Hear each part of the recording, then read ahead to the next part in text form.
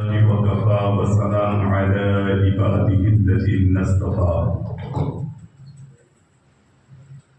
أما بعد فأعوذ بالله من الشيطان الرجيم. بسم الله الرحمن الرحيم.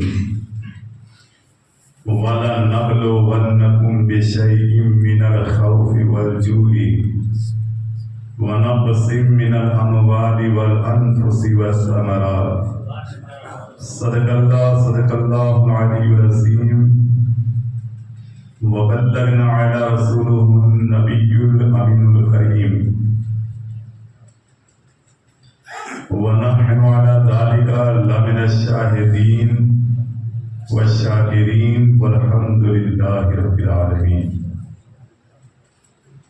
خطبہ مسنونہ کے بعد قرآن پاک کی بہت مشہور آیت کریمہ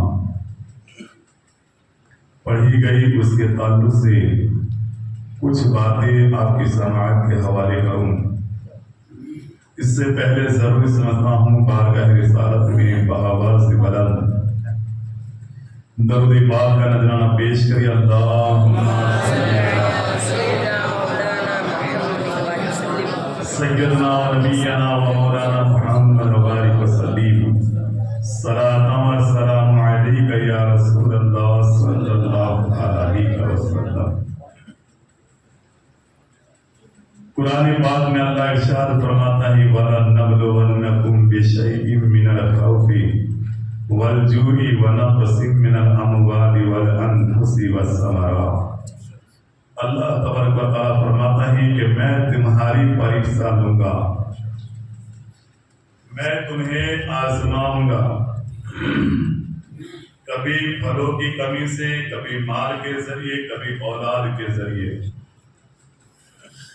میں تمہیں آزماؤں گا. تو یہ آزمانے والی جو بات ہے، بندوں کو، ایمان والوں کو اللہ آزماتا ہے. اب چاہے وہ کوئی بھی ہو، جس نے کلمہ پڑھا، جو قرآن کی باتوں پر یقین رکھتا ہے، جس نے خدا کی وحدانیت کا اقرار کیا، اللہ تبارک و تعالیٰ ان لوگوں سے قرآن میں کہتا ہے کہ میں تمہاری پریکشا لوں گا، آزماؤں گا. کیونکہ ہم سے بھی، ہماری بھی آزمائش ہوتی ہے، ان لوگوں کی بھی آزمائش ہوئی، اور آزمائش اللہ کی طرف سے ہوئی، وہ کتنی دردناک تھی. مسلم بن عقیل کے ہونٹوں کا کٹ جانا، دانت مبارک کا شہید ہو جانا، پیاسے ہو اور سامنے پانی کا آ جانا، پھر اس پانی میں خون کا گر جانا، اور یہ سب باتیں یہ ان کے لیے آزمائش تھی اللہ کی طرف سے. آزماتا ہر بندے اور بندی کو اللہ آزماتا ہے، اور اس نے یہ بات کہی ہے کہ میں آزماؤں گا، میں تمہاری پریکشا لوں گا. اس نے یہ کہا ہے. اب جب کہا ہے تو آزمائش لے گا ہماری. مسلم بن عقیل کے ساتھ جو آزمائش ہوئی، آپ کی لاش مبارک کو اوپر لے جا کر کے زمین کی طرف پھینک دینا، آپ کی ہڈیوں کو چکنا چور کر دینا. دیکھو آزمائش تو دیکھو کتنا دردناک منظر رہا ہوگا. لڑتے لڑتے تھک جانا، اور پھر وہ منظر بھی کوئی چار دیواری کے اندر کی بات نہیں تھی. یہ جو سب ہو رہا تھا گورنر ہاؤس میں ہو رہا تھا، گورنر ہاؤس کے باہر ہو رہا تھا.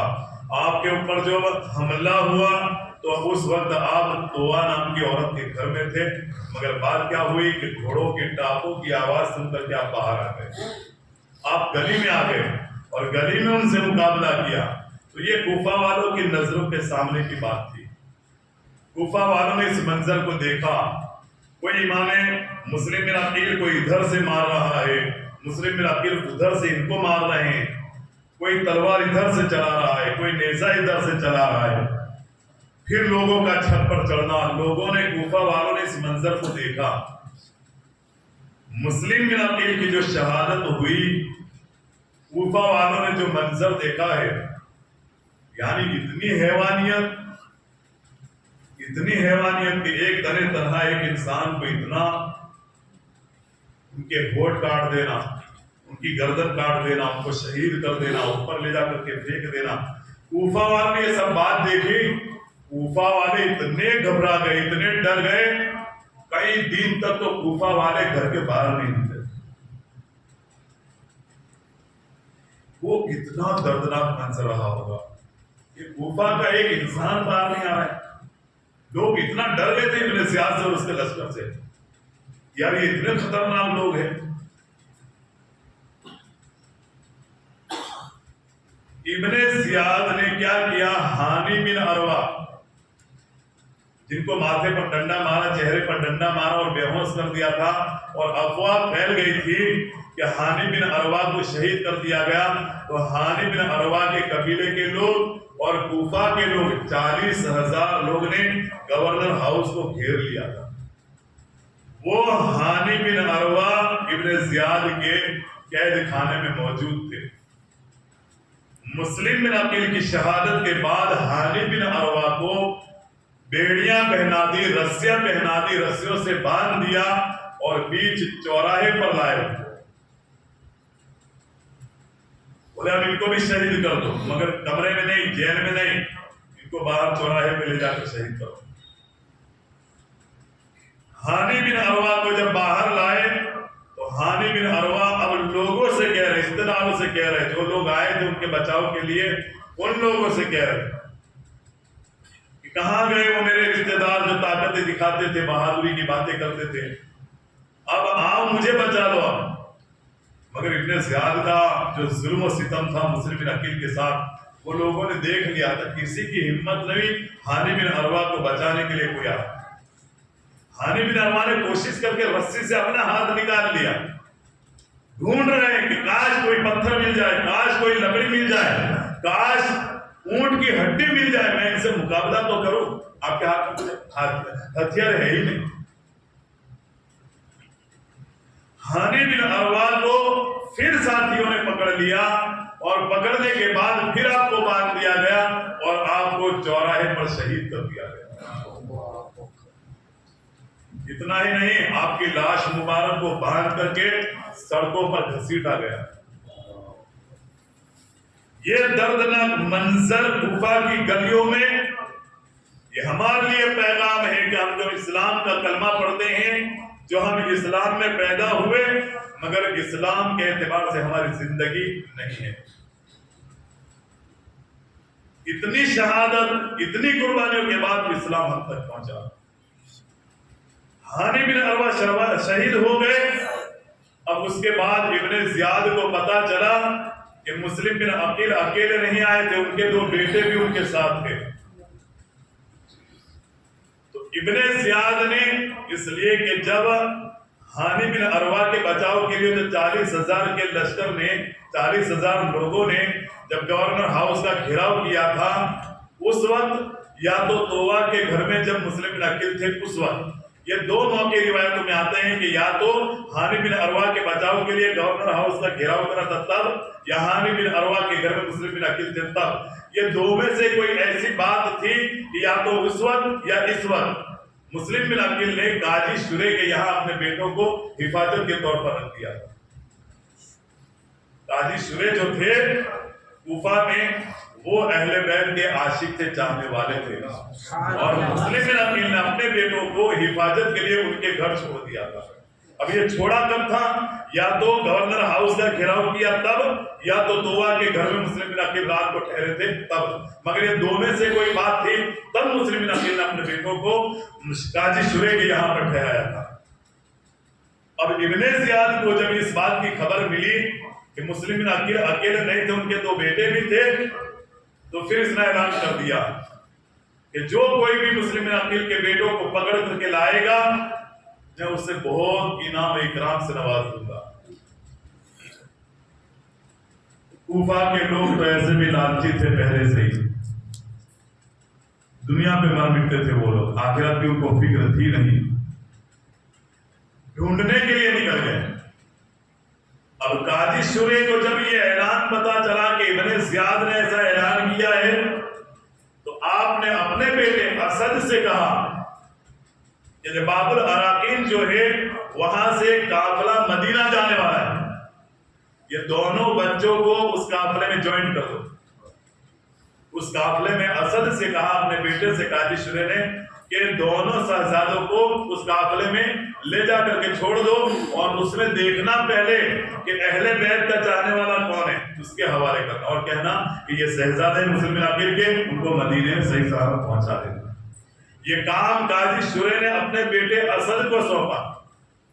اب اسد جلدی جلدی ان کو لے کر کے چلا, مگر جب وہاں قادسیہ والے راستے میں باب العراقین پر پہنچے تو پتا چلا کہ تھوڑی دیر پہلے قافلہ تو نکل گیا. پہلے کے زمانے میں یعنی پیدل جاتے تھے لوگ, اونٹ گھوڑے وغیرہ پر سوار ہو کر کے جاتے تھے, اور ملک عرب کی جو ریت والا علاقہ تھا, یہ قافلہ نکل گیا, قافلہ دکھتا بھی نہیں, اتنا دور نکل گیا.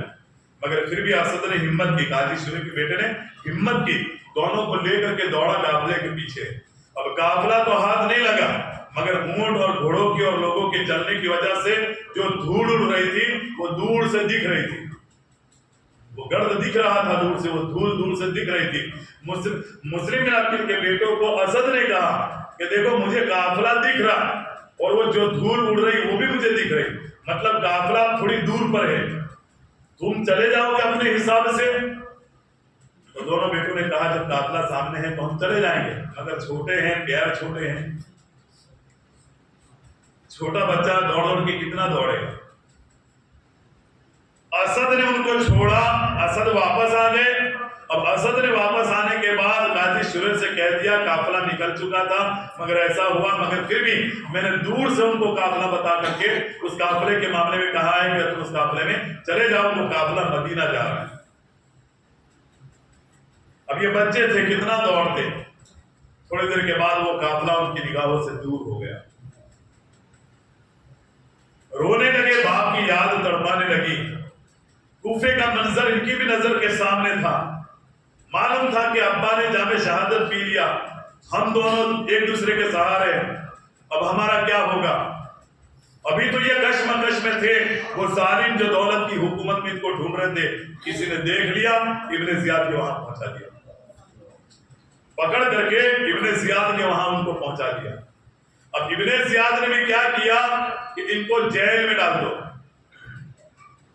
جیل میں ڈال دو, اور پھر خط لکھا یزید کو کہ مسلم بن عقیل کو شہید کر دیا گیا اور ان کے بیٹوں کو گرفتار کر لیا گیا, اور وہ قید خانے میں ہیں, تم جو حکم دو گے اس اعتبار سے ان کے بیٹوں کے ساتھ سلوک کیا جائے گا. یہ خط روانہ ہو گیا, اور ادھر ابن زیاد نے دونوں بیٹوں کو, دونوں شہزادوں کو جیل میں بند کروا دیا. جیل کا جو داروغہ تھا تو وہ اہل بیت کا عاشق تھا, چاہنے والا تھا. جب اس نے یہ دیکھا کہ یہ اہل بیت کے فرد ہے, نورانی چہرے ہیں, رات کی تاریخی اس نے انتظار کیا. رات آئی, اندھیرا ہوا, دونوں شہزادوں کو کھول دیا جیل میں سے, اور دونوں کو کھولنے کے بعد اس نے کہا کہ ایک کام کرو, ابھی تم میرے گھر چلو.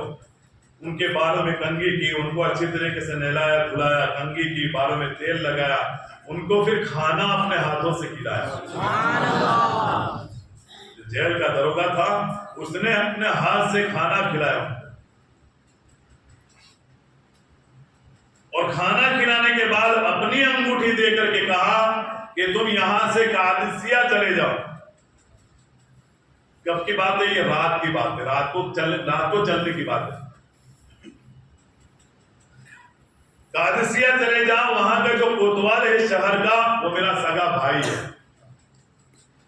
میری انگوٹھی دکھانا, اس کے بعد کہنا کہ مجھے تمہارے بھائی نے, ہم کو تمہارے بھائی نے بھیجا ہے اور ہم کو مدینہ بھیج دو. میرا بھائی انگوٹھی دیکھنے کے بعد وہ سمجھ جائے گا, تمہاری کیفیت جو سنے گا تو تم کو مدینہ صحیح سلامت پہنچا دے گا. اب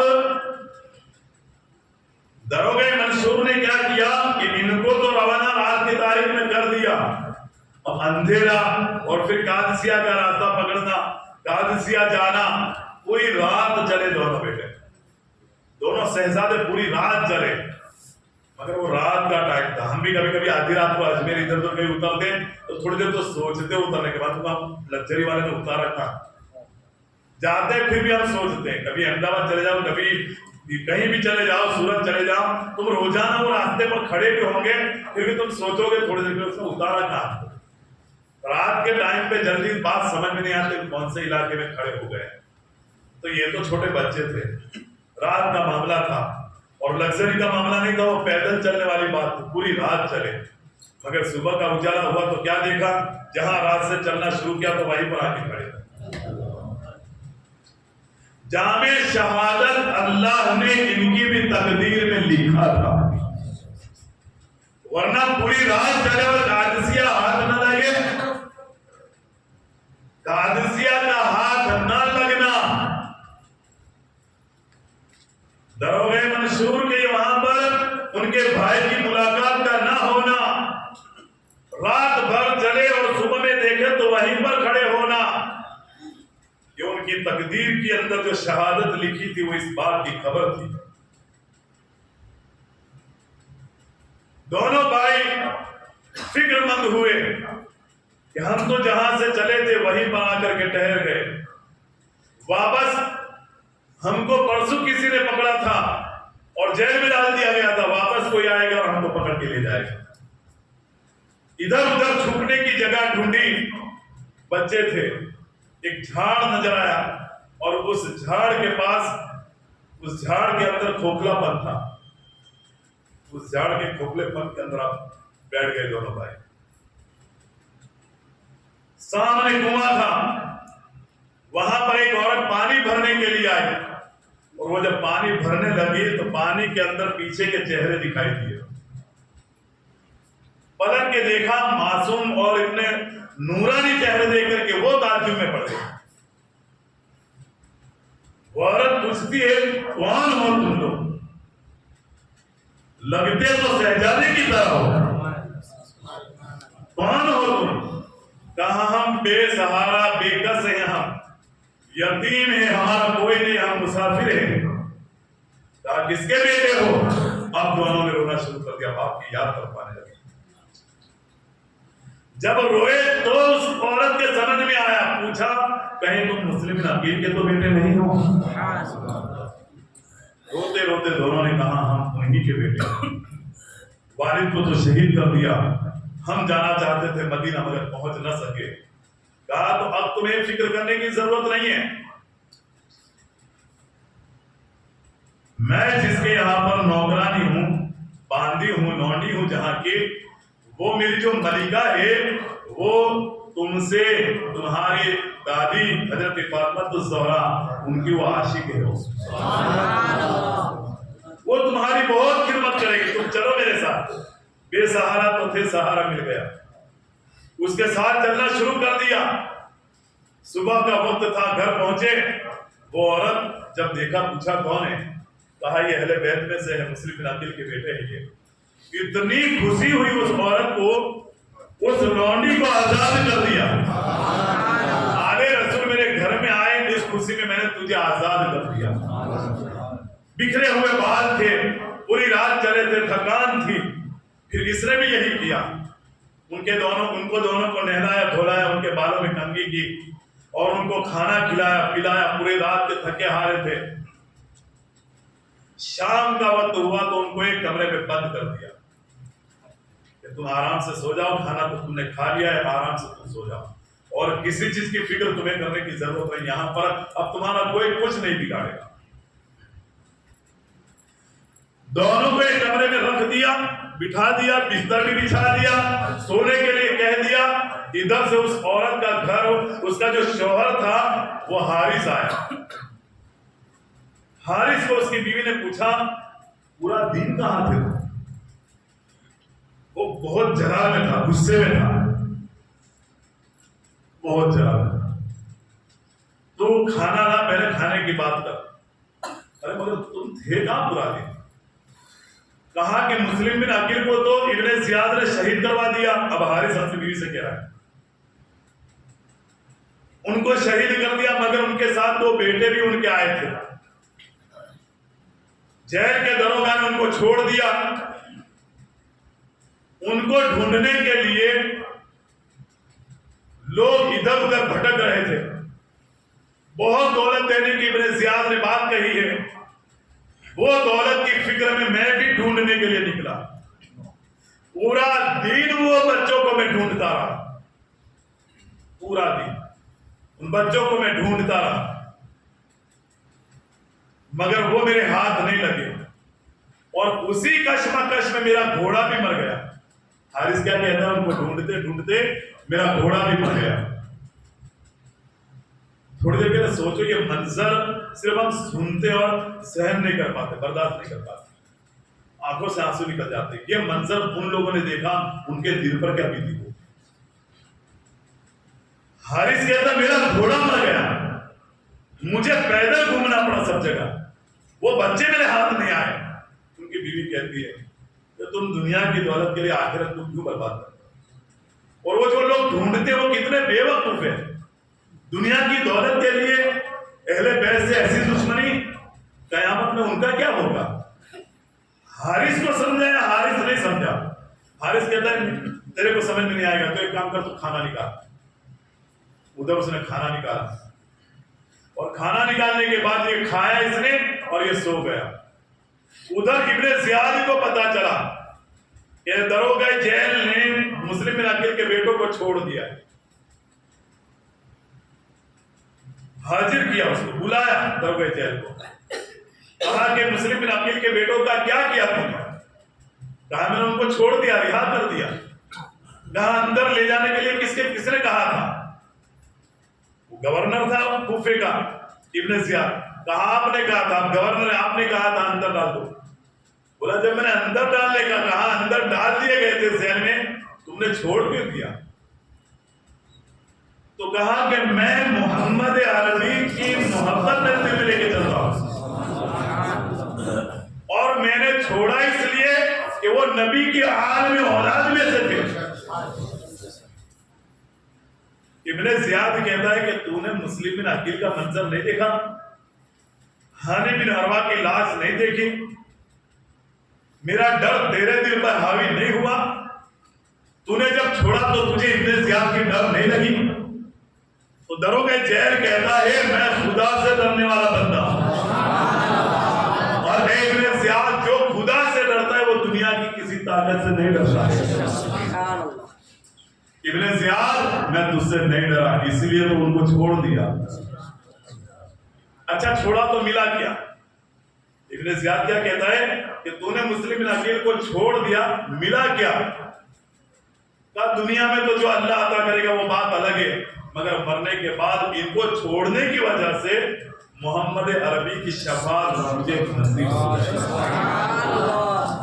اور دروگہ جیل نے بات ختم نہیں کی, اب ابن زیاد کو تانا دیا, میں نے تو ان کو چھوڑ کر کے نبی کی شفاعت کی امید ہے مجھے کہ نبی میری قیامت کے دن شفاعت کریں گے, مگر تیرا کیا حشر ہوگا؟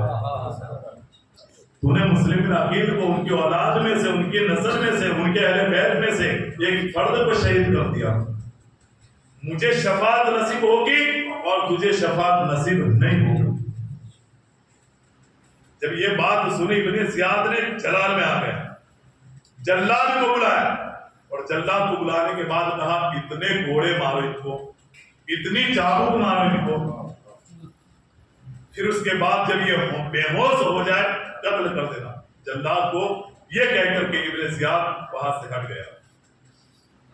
اب جلاد کو تو گورنر کا حکم تھا, اس کو تو ماننا ہی تھا. جلاد نے ایک پہلی چابک ماری تو دروگہ جیل جو تھا, جیل کا جو دروگہ تھا, اہل بیت کا جو عاشق تھا, جب پہلی چابک ماری, چابک کا عالم معلوم بھی ہے, بہت دردناک منظر ہوتا ہے جو چابک کا معاملہ آتا ہے. جب گھوڑا مارا جاتا ہے وہ ماحول بہت دردناک ہوتا ہے, مگر اس درد کو سہن کیا اور کہا بسم اللہ الرحمن الرحیم.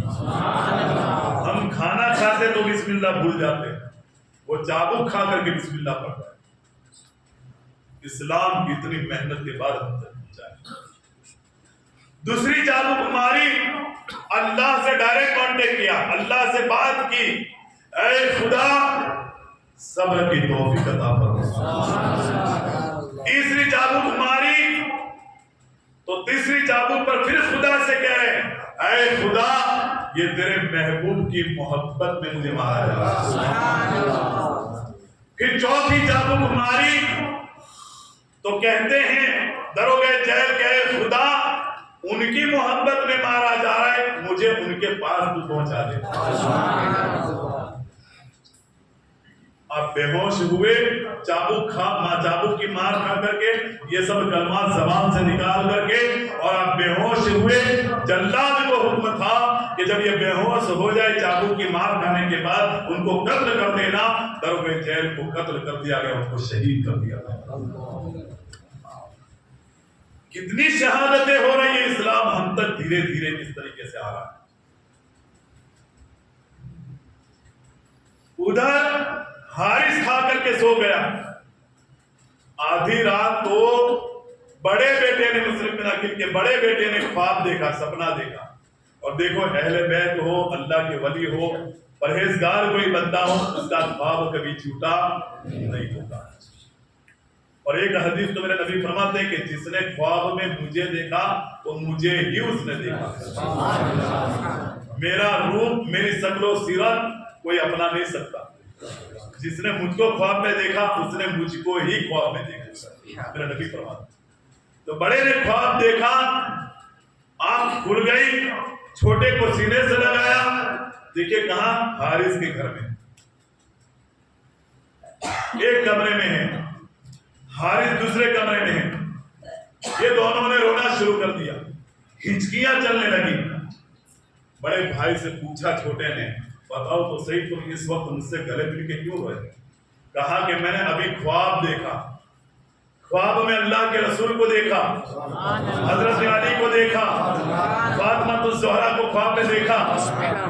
اللہ کے رسول نبی ہمارے والد مسلم بن عقیل سے پوچھ رہے ہیں کہ اے مسلم تم اکیلے چلے آئے، بیٹے کہاں ہیں؟ تو ابا حضور نے کہا ہے بیٹے اب قریب ہے، وقت نزدیک ہے، اب بیٹے بھی آنے والے ہیں۔ بڑا بھائی چھوٹے بھائی کو گلے مل کر کے رو رو کر کے باہوں میں باہیں ڈال کر کے روتے روتے یہ خواب بتاتے ہیں، مطلب یہ کہ اب ہم بھی کل صبح شہید ہو جائیں گے۔ بڑا بھائی، چھوٹا کہتا ہے قسم خدا کی یہ خواب میں نے بھی دیکھا ہے۔ یہ رو رہے تھے، حارث کی آنکھ کھل گئی، اور جب حارث کی آنکھ کھلی تو اپنی بیوی سے پوچھا یہ رونے کی آواز کہاں سے آ رہی؟ حارث کی بیوی نے ادھر ادھر کی باتیں بتا کر کے کہا سو جا، ہوگا کیا؟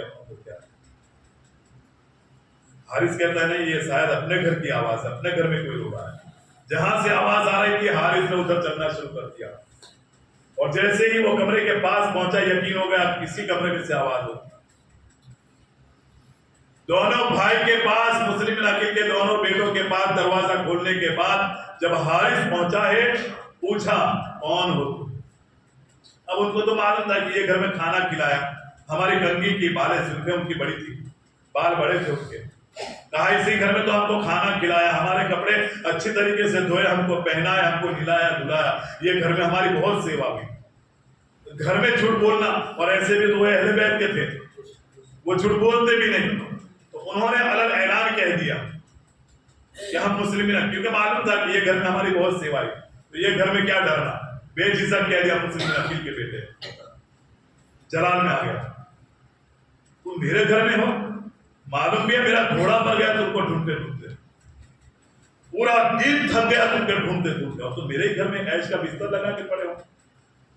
دونوں کو بالوں کے ذریعے بات کیا حارث نے، ہم تو ہمارے بیٹے کو کوئی گاڑی ٹچ کر کے چلا جائے 3 دن تک لڑائی چلتی ہے، تیسرے دن سمادھان کی بات آتی ہے۔ کوئی ہماری اولاد کو گالی کیا دے دے ہم اس کو چھوڑتے نہیں۔ مسلم بن عقیل کے بیٹوں کو حارث نے ایک دوسروں کے بالوں سے بات کیا۔ سوچو وہ منظر کتنا دردناک ہوگا۔ تماچے مارے دونوں بھائیوں کو، ننھی جان ہے اور تماچے مارا ہے۔ کیوں مارا ہے؟ پورا دن تھک گیا تھا اس لیے، اور پھر باندھ دیا رسی کے ذریعے۔ باندھنے کے بعد کہتا ہے ابھی تمہارے جو رونا ہو رو لو، سونا ہو سو لو، کل تمہاری صبح میں خیریت لیتا ہوں میں۔ اب سونا تو کہاں، کس کو سونا، صبح میں شہید ہونا اور سونا۔ حارث صبح میں اٹھا، دونوں بھائی کو گھسیٹ کر کے باہر لایا۔ جیسے ہم 3 وہیل ٹیمپو کے اندر ساگ بھاجی کا پوٹلا پھینکتے ہیں، اس طریقے سے دونوں بھائی کو اٹھا کر کے سواری کے اوپر پھینک دیا۔ شہزادوں کو سواری پر بٹھا کر کے لے کر کے نہر فرات پر پہنچا۔ جب یہ گھر میں گھسیٹ کے لایا تو حارث کی بیوی تو چاہنے والی تھی، اس نے اپنا سر حارث کی قدم پر رکھ دیا، مت مار ان کو، مارنا ہے تو مجھے مار لے، ان کو مت مار۔ قیامت میں کیا حالت ہوگی تیری، تو تھوڑا تو ڈر، اس دن تو کس کے پاس جائے گا، ان کے سوا تمہارا کوئی سہارا نہیں، مارنا ہے مجھے مار۔ لات مار دی حارث نے اپنی بیوی کو۔ دیکھو اسلام ہم تک اس طریقے سے آ رہا ہے، یہ انہی کی اولاد ہے، 90 لاکھ لوگوں کو کلمہ پڑھایا، غریب نواز وہ انہی کی اولاد میں سے، کہ اسلام یہ لے کر کے ہم تک آئے۔ اسلام بہت محنت سے ہم تک پہنچا۔ حارث کی بیوی کو لات مارنا تھا، دیوار میں جا کر کے وہ ٹکرا گئی۔ اب وہ زخمی ہے، ادھر حارث لے کر کے چل دیا دونوں شہزادوں، اس کو ہوش آیا، وہ بھی دوڑ کر کے گئی۔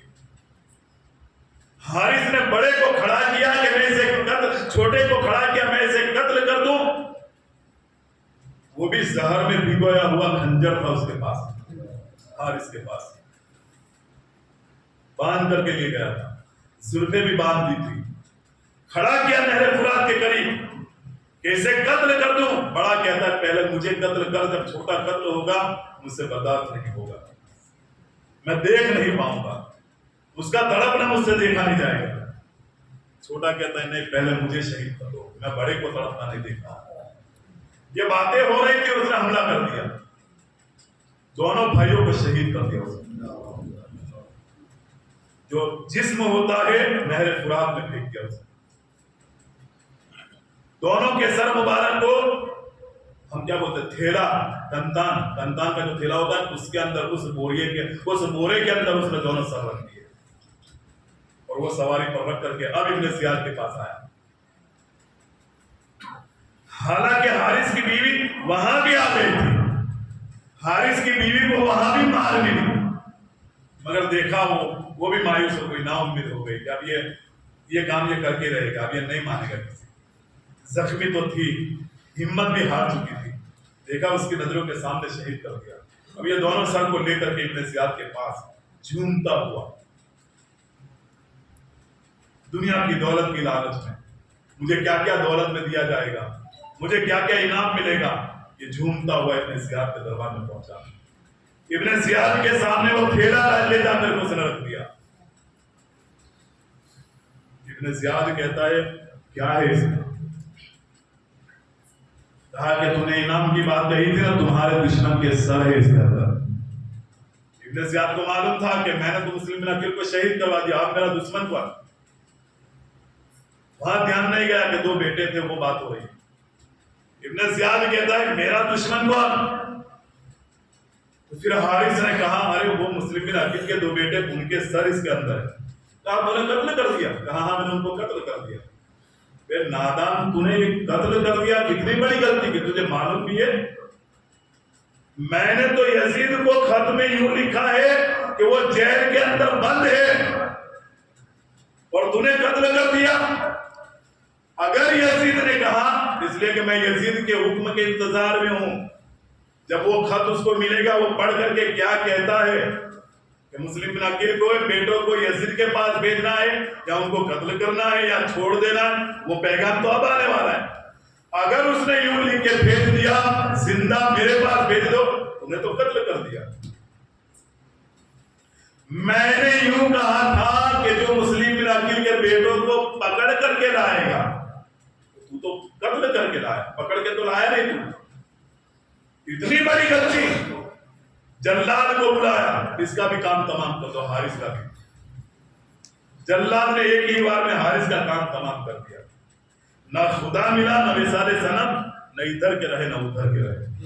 دنیا کی دولت تو ملے نہیں مگر شہزادوں کو شہید کر کے جہنم اس نے اختیار کر لی۔ اب ہوا یہ کہ مسلم بن عقیل نے تو خط لکھ دیا تھا، یہاں پر دونوں شہزادے شہید ہوئے، حارث کو بھی کچھ نہیں ملا، حارث بھی دنیا سے چلا گیا۔ بہرحال امام حسین کو تو خط مل چکا تھا، آپ یہاں سے تیاری کر رہے تھے مکے سے نکلنے کے لیے۔ بڑے بڑے جلیل القدر صحابی آئے، امام حسین کو بہت سمجھایا، امام حسین کو بہت سمجھایا۔ کوفہ کے لوگ بے وفا ہے، بھلے وہ بدر کی بات کرتے مگر وہ دشمن ہو جائیں گے۔ اور جلیل القدر صحابہ، ایسے بھی نہیں جیسے تیسے صحابہ، جلیل القدر صحابہ ان لوگوں نے سمجھائے۔ ارے مکے کے گورنر نے بھی سمجھایا، اور مکے کے گورنر کو جب پتا چلا کہ امام حسین مکے سے باہر نکل گئے اپنے ساتھیوں کو لے کر کے، تو اس نے تو ایک قافلہ بھیج دیا تھا، کچھ جوانوں کو بھیج دیا تھا کہ جاؤ حسین کو روکو، اور حسین کو روکنے میں اندر ہاتھا پائی ہو گئی تھی،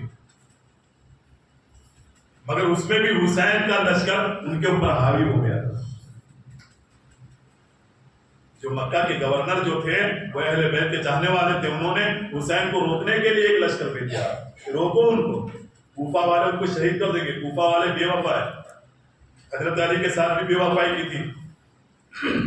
بہرحال یہ سب ہوا مگر نہیں، امام حسین بڑھتے چلے گئے۔ تھوڑا دور جا کر کے حضرت قیس رضی اللہ تعالیٰ عنہ کو امام حسین نے خط لکھا کوفہ والوں کے نام۔ خط میں مضمون یہ تھا، خط میں یہ لکھا تھا کہ اللہ کی حمد و ثنا کے بعد، اللہ کی تعریف کرنے کے بعد اور سلام کے بعد، اے کوفہ والوں، مسلم بن عقیل کا خط مجھے ملا، تم جو ان کے ہاتھ میں میرے نام کی بیعت کر چکے ہو اس کی خبر مجھے ملی، اللہ کا شکر ہے، تم محبت والے لوگ ہو، اور ہم اب یہاں سے نکل گئے، تم اپنی تیاریاں شروع کر دو، ہم آ رہے ہیں۔ امام حسین نے یہ خط دیا، مسلم بن عقیل شہید ہوئے، وہ ابھی تو ان کو معلوم نہیں، یہاں سے نکل گئے اور مسلم بن عقیل ہمارا انتظار کر رہے، وہاں پر اس بات کی خبر تھی، بتا دیا تھا 12,000 لوگوں نے، اے حسین تمہارے نام کی بیعت میرے ہاتھ میں کی ہے۔ مسلم بن عقیل نے یہ خبر دے دی تھی، اور آپ آ جائیے، کوفہ کے لوگ بہت اچھے ہیں۔ یہ خط ملا، ادھر سے نکل گئے، ادھر سے ان کا شکریہ ادا کرتے ہوئے حضرت قیس کو بھیجا، جاؤ یہ خط لے جا کر کے تم ہم سے پہلے کوفہ چلے جاؤ۔ ابن زیاد نے قادسیہ والے راستے پر ایک لشکر جرار کھڑا کر دیا تھا۔ ابن زیاد کو معلوم تھا کہ امام حسین نکل گئے ہوں گے، خط ملا ہوگا تو وہ کبھی نہ کبھی یہاں آئیں گے، ان کو گرفتار کرنا ہے، تو ایک لشکر تو وہاں کھڑا کر دیا تھا۔ حضرت قیس جیسے ہی قادسیہ پہنچے، گرفتار کر لیا گیا۔ پوچھا پہلے کیوں آئے، کہا میں امام حسین کا خط لے کر کے آیا۔ بولے کہ امام حسین نے بھیجا، بولا ہاں، ان کو گرفتار کر لیا، ابن زیاد کے پاس گورنر ہاؤس میں بھیج دیا۔ ابن زیاد نے خط دیکھا، پڑھا، اور پھر ابن زیاد نے حضرت قیس رضی اللہ تعالیٰ عنہ کو کہا تم گورنر ہاؤس کی چھت کے اوپر چلے جاؤ، اور کچھ 2 آدمی کو ساتھ میں بھیجا۔ حضرت قیس کو اوپر کیوں بھیجا؟ ایسا کہنے کے لیے بھیجا کہ تم ابن زیاد یعنی تم میری تعریف کرو اوپر جا کر کے۔ ابن زیاد بہت اچھا ہے، ابن زیاد دلیر ہے، ابن زیاد سخی ہے، ابن زیاد جیسا کوئی انسان نہیں، ایسی سب باتیں اوپر جا کر کے بولو۔ کوفہ والوں کو جمع کیا، حضرت قیس کو اوپر بھیجا، مگر کہتے ہیں نا، کہا تھا نا درویش جیل نے کہ جو خدا سے ڈرتا ہے وہ کسی سے نہیں ڈرتا، تو حضرت قیس نے بھی ایسا ہی کیا، چھت پر چلے تو گئے، ابن زیاد کو معلوم نہیں تھا یہ اوپر جا کے کیا بولیں گے۔ آپ اوپر گئے، اللہ کی حمد و ثنا بیان کی، اور اللہ کی حمد و ثنا کے بعد کہا میں نے روئے زمین پر پوری دنیا میں علی جیسا بہترین انسان کی علی کی تعریف، علی کے اہل بیت کی تعریف، علی کے چاہنے والوں کی تعریف حضرت قیس بولتے چلے گئے۔ جلاد کو اوپر بھیجا، ایسے ہی اوپر سے پھینک دو حضرت قیس کو۔ جب حمد و ثنا کی علی کی برائی کرنے بھیجا تھا، علی کی برائی کرو اور میری تعریف کرو. ابن زیاد کی برائی کی اور علی کی تعریف بیان کرو. یہ تعریف بیان کرنا آسان کام نہیں تھا. جب حضرت قیس کو گرفتار کرا تو لوگوں کی باتیں سن کے پتا چل گیا تھا حضرت قیس کو کہ مسلم بن عقیل بھی شہید ہو گئے, دونوں بیٹے بھی شہید ہو گئے. مطلب کوفہ کا ماحول کیا ہے, ابن زیاد کا ارادہ کیا ہے, وہ معلوم ہو گیا تھا حضرت قیس کو. معلوم ہونے کے بعد چھت پہ جا کر کے اس کی برائی کرنا یہ کام آسان نہیں تھا. جب ان کو شہید کر دیا تو میں کیا ہوں, وہ تو اہل بیت میں سے تھے نا. حضرت قیس تو چاہنے والے تھے امام حسین کے, جانثار تھے, اور وہ تو اہل بیت. جب اہل بیت کو شہید کر دیا تو میری کیا ہوگا. مگر نہیں, آپ ڈرے نہیں. چھت پہ جانے کے بعد علی, اہل بیت, اللہ کے رسول, یہ سب کی تعریف بیان کی اور ابن زیاد کی برائی بیان کی. جلاد کو بھیجا, اوپر سے پھینک حضرت قیس کو. آپ کو دھکا دے دیا گیا, آپ آئے زمین پر, ہڈیاں چکنا چور ہو گئی, آپ شہید ہو گئے. امام حسین کا قافلہ ادھر کوفے کی طرف چل ہی رہا ہے. ایک مقام پر آپ نے کچھ لوگوں کو تمبو باندھے ہوئے دیکھا. تو اس میں تقریباً زہیر رضی اللہ تعالیٰ عنہ تھے. اس کنبے کے اندر حضرت زہیر رضی اللہ تعالیٰ جو حج کر کے واپس کوفہ جا رہے تھے. تو انہوں نے وہاں تمبو باندھا. وہ تھے, ان کی بیوی تھی, ان کے دوست وغیرہ تھے, وہ لوگ وہاں پر تھے. امام حسین سامنے خیمے میں ہیں, یہ ادھر ہے, دونوں سامنا سامنے تمبو باندھے ہوئے ہیں. امام حسین کو پتا چلا کہ اس میں زہیر بھی ہے, تو زہیر کو بلایا امام حسین نے, مگر اس نے کوئی دھیان نہیں دیا. ان کی بیوی کو معلوم تھا کہ حسین کون ہے. انہوں نے کہا اپنے شوہر سے, ان کی بیوی نے, زہیر بن کین رضی اللہ تعالیٰ عنہ کی بیوی نے زہیر کو, اپنے شوہر کو کہا یہ کیا بات ہے, امام حسین بلایا تم انکار کر دیتے ہو, ان کی بات تم دھیان میں نہیں لیتے ہو. جب ان کی بیوی نے کہا تو اٹھ کر کے چلے گیا. بہت ساری جنگ میں حضرت زہیر نے جنگ لڑی ہے اسلام کی طرف سے. وہ جنگ کا یہاں تذکرہ کر حضرت امام حسین کے پاس گئے, کیا معلوم امام حسین نے کیا بولا, مگر واپس آئے تو کیا کہتے, ایک تو جانا نہیں تھا, حضرت زہیر کو جانا نہیں تھا, اور جب گئے اور واپس آئے تو کیا کہتے معلوم ہے, جس کو سامان جو بھی چاہیے لے لو, جس کو جہاں جانا ہو. اپنی بیوی کو بھی طلاق دے دی, اپنی بیوی کو طلاق بھی دے دی. اور دوست وغیرہ تھے جو آپ کے جاننے والے تھے, ان کے کہا تمہارے جہاں جانا ہو جاؤ, میں حسین کے پاس جا رہا ہوں, اب میری اور تمہاری ملاقات بھی نہیں ہوگی.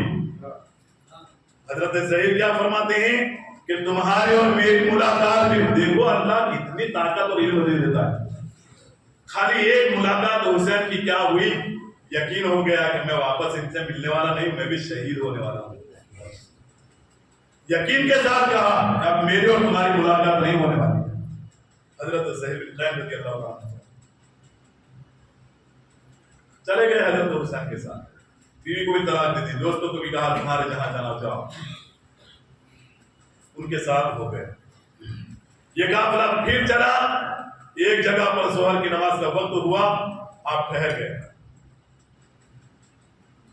اس ظہر کی نماز سے پہلے کوفہ سے انسان جو آنا تھا, اس نے کہا کوفہ کی حالت, امام حسین نے پوچھے کہ کوفہ والوں کی کیا حالت ہے. اس کی آنکھوں سے آنسو نکل گئے جب امام حسین نے پوچھا. امام حسین بولتے کہ تمہاری آنکھوں میں آنسو, کہا تمہیں کوفہ کی حالات نہیں معلوم, کہا نہیں, اب تو ہم تو اب جا رہے ہیں. کہا حسین راستہ بدل دو. کہا کیوں. امام حسین سے وہ اب خبر دے رہا ہے کہ آپ کے بھائی جو تھے مسلم عقیل, ان کو کوفہ والوں نے شہید کر دیا. ان کے بیٹوں کو بھی, امام حسین نے پوچھا ان کے 2 بیٹے بھی تھے, کہا ان کو بھی شہید کر دیا. اے امام حسین, آپ کی وہاں سے اس راستے سے آپ اپنا راستہ بدل دیجیے. امام حسین ابھی کچھ قدم چلے تھے, ظہر کی نماز کا وقت ہوا, آپ نے لوگوں کو حکم دیا کہ ظہر کی نماز کی تیاری کرو. ایک لشکر دکھائی دیا جو 1000 کا لشکر تھا, اور اس کا سپہ سالار, اس کا لیڈر کون تھا, حور نام کا ایک انسان. حور آیا ابن زیاد کی طرف سے, اور حور جب پہنچائے, کیونکہ وہ تو سفر تھا, وہ سب جانور بھی پیاسے تھے, وہ لشکر بھی پیاسا تھا. امام حسین نے 1000 گھوڑے اونٹ جو بھی رہا ہوگا ان کو بھی، اور یہ 1000 کا لشکر ہے ان کو بھی امام حسین نے پانی پلایا۔ آپ کا قافلہ پہلے سے وہاں موجود تھا، پانی کا انتظام تھا، آپ نے 1000 جانور کو بھی پانی پلایا، 1000 کے لشکر کو بھی پانی پلایا۔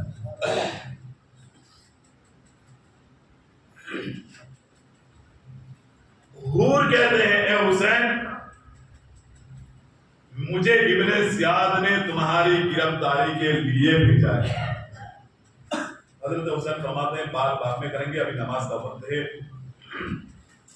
دیکھیں اذان دینے کا حکم ہوا، اذان دی گئی، ابھی جماعت کھڑی ہوئی، امام حسین کھڑے ہو گئے 1000 کے لشکر کے سامنے، خدا کی حمد و ثنا بیان کی، خدا کی تعریف بیان کی، اور اس کے بعد کوفہ کے لوگ جو ابن زیاد کے ساتھ آئے تھے ان کو اور ابن زیاد کو کہا، ان کو اور حور کو کہا کہ حور اپنی مرضی سے میں نہیں آیا، مجھے کوفہ والوں نے بلایا ہے تو میں آیا۔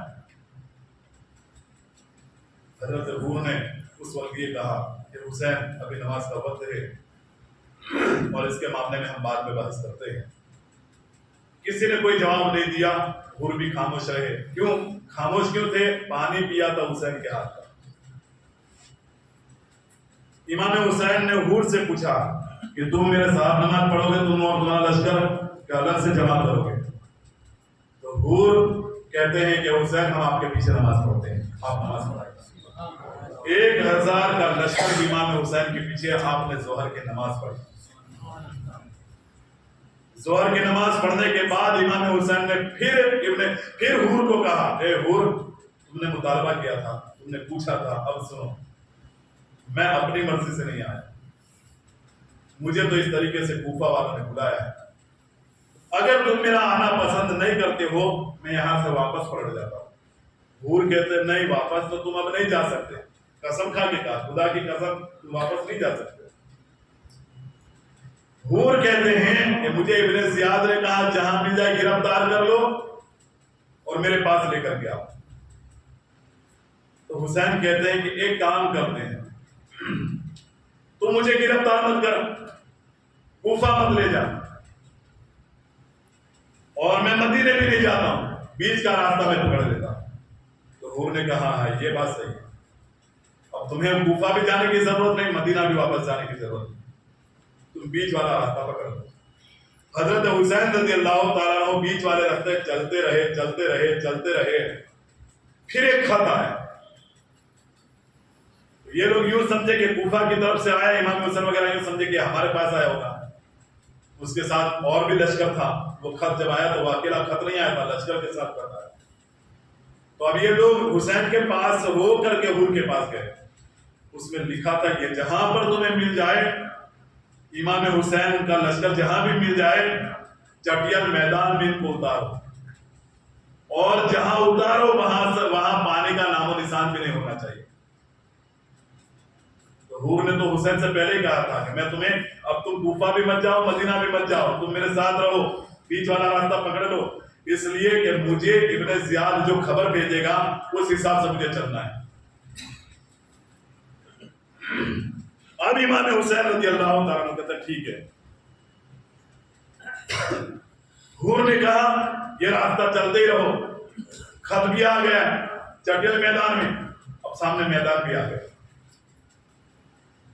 حور کے لشکر نے کہا، حور کے ساتھیوں نے کہا کہ حسین اب رک جاؤ، یہ چٹیل میدان آ گیا۔ تو امام حسین نے پوچھا یہ جگہ کا نام کیا ہے؟ تو کہا کہ یہ کرب و بلا کی زمین ہے، لوگ اسے کربلا کہتے ہیں۔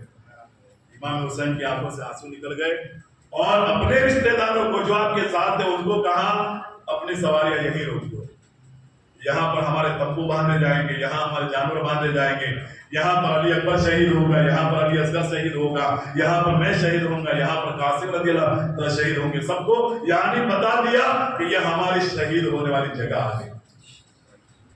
اب سب نے تمبو باندھ دیا، اور یہاں سے حور نے وہاں پیغام بھیج دیا ابن زیاد کو کہ جو میدان کی بات کہی تھی میدان میں اتر دیا، اور پانی یہاں سے بہت دور ہے، نہر فرات، تم نے جو کہا تو اس اعتبار سے حسین کو ہم نے۔ اور جب یہ خط ابن زیاد کو ملا تو ابن سعد کو جو ایران کی طرف 4000 کے لشکر کو بھیجا تھا، لشکر کا لیڈر بنا کے، لالچ کیا دی تھی؟ رے کی حکومت ان کو دی جائے گی۔ کام کیا تھا؟ ایران کے اوپر اٹیک کرنے کا تھا۔ 4000 کے لشکر کو لے کر کے گئے۔ ابھی تو تھوڑے دور گئے تھے ابن سعد، تھوڑا دور گیا اور پھر پیغام آیا ابن زیاد کا کہ وہ ایران والی بات رہنے دو، اب تم حسین کے مقابلے میں جاؤ۔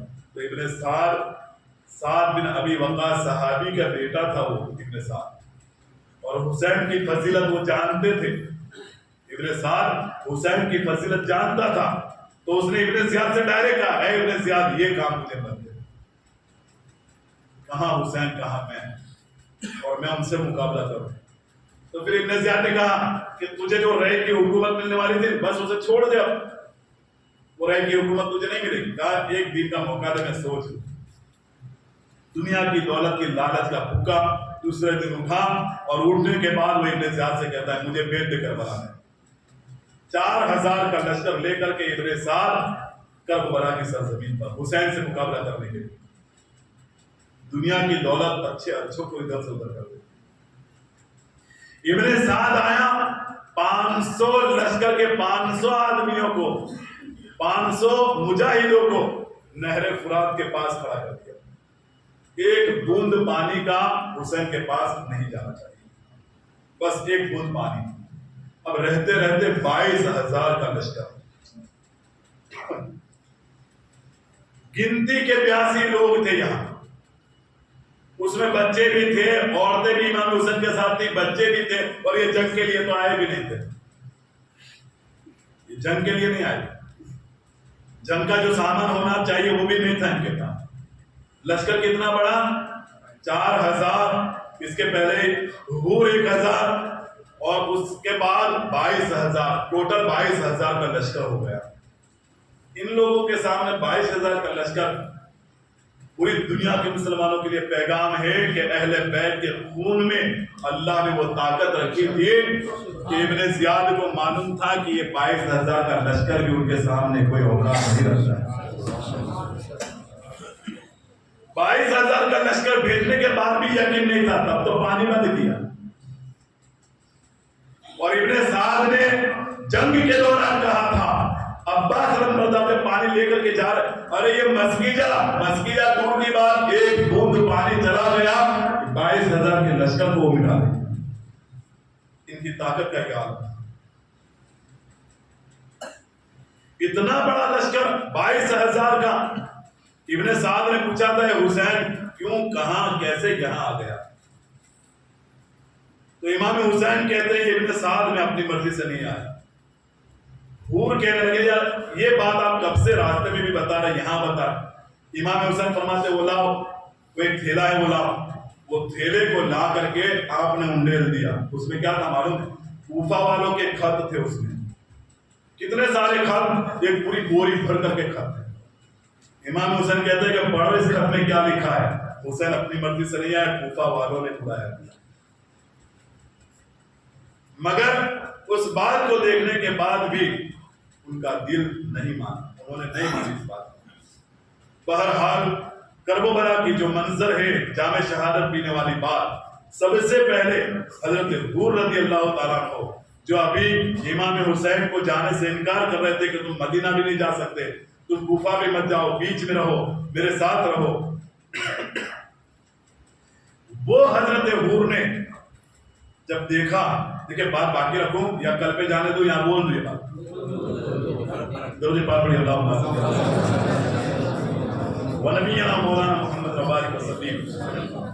حضرت حور کہتے ہیں کہ امام حسین یہ خط آپ نے دکھائے تو میری سمجھ میں آیا کہ آپ کے ساتھ جو بھی میں نے سلوک کیا ہے وہ صحیح نہیں تھا۔ آپ کو وہ بہت غم ستانے لگا، میں نے یہ کیا کیا حسین کے ساتھ۔ حسین مدینہ واپس جانا چاہتے تھے، میں نے ان کو جانے نہیں دیا، اور یہ تو حق پر تھے، ان کو تو خط لکھ کر کے بلایا۔ حضرت حور کو بہت غم لاحق ہو گیا، کہ میں نے کیا کیا، اس منزل پر لا کر کے کھڑا کر کے 22,000 کا لشکر حضرت امام حسین کے ساتھ۔ ابن سعد بھی نہیں مان رہا ہے۔ ابن سعد کو امام حسین نے کہا تو امام حسین کی یہ بات ابن سعد نے ابن زیاد کو خبر بھیجی کہ حسین ایسا کہتے ہیں واپس چلا جاؤں، تم کہتے ہو تمہیں میری مرضی سے نہیں آیا. تو ابن زیاد نقیر ابن سعد کو کہا میں نے تمہیں یوں کہا ہے کہ ان کو سنبھال کے رکھو، ان کے ساتھ کیا کرنا ہے تم میرے حکم کا تو انتظار کرو. اب ابن سعد انتظار کرا. یہاں حضرت حور بھی پریشان ہے کہ میں نے یہ کیا کر دیا، کتنی بڑی غلطی کر دی، ایسی موڑ پہ لا کے کھڑا کر دیا، پانی بھی بہت ہوئے، 22,000 کا لشکر، حسین کو ایسی جگہ پر لا کر رکھ دیا. بہرحال آپ کو جو پچھتاوا ہوا وہ پچھتاوے کے بعد آپ جام شہادت حسین کی طرف سے پیتے ہیں. حسین کی محبت میں آپ امام حسین کے لشکر میں آتے ہیں اور جام شہادت آپ پیتے ہیں. یہاں سے میں اپنی بات کو باقی رکھتا ہوں. انشاءاللہ تبارک و تعالیٰ اس بات کو آگے بڑھانے کی کوشش کروں گا. وما علینا الا البلاغ.